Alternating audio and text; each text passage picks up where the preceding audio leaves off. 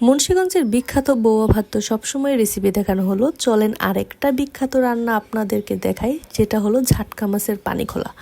ঝাটকা মাছটা হচ্ছে মূলত ইলিশ মাছের ছোট বাচ্চাকে বলা হয়।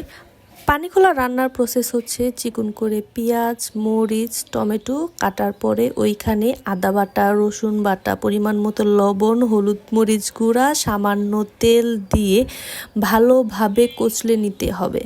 আর মাছটা কিন্তু আগে দেওয়া যাবে না, আগে দিলেই মাছটা নষ্ট হয়ে যাবে। এইখানে তরকারি রান্নার জন্য যা যা লাগে মোটামুটি আমার মা সব কিছুই দিয়ে নিয়েছে। দেন হচ্ছে এটাকে এখন ভালোভাবে কষলায় নিতে হবে যাতে সব মশলা একসাথে হয়ে যায়। আমার মা আবার একটা টমেটোও দিছে, কারণ এটার ভিতরে টমেটো মাস্ট দিতেই হবে, টমেটো না দিলে মজা লাগে না। দেন ভালোভাবে কষলানোর পরে মানে অনেকক্ষণ লাগাই কষলায়া নিছে যাতে একেবারে সব কিছু মিহি হয়ে যায়। দেন একটা একটা করে সব মাছ দিয়েছে, আর মাছটা দেওয়ার পরে কিন্তু ওই রকম ভাবে কচলানো যাবে না।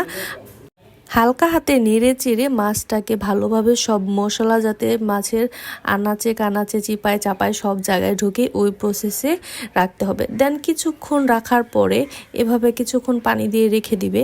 এইটা একেবারে সিম্পল একটা রান্না, কোনো ঝামেলা নেই, কোনো হ্যাসেল নেই, এইভাবেই অর্ধেক প্রসেস শেষ রান্নার।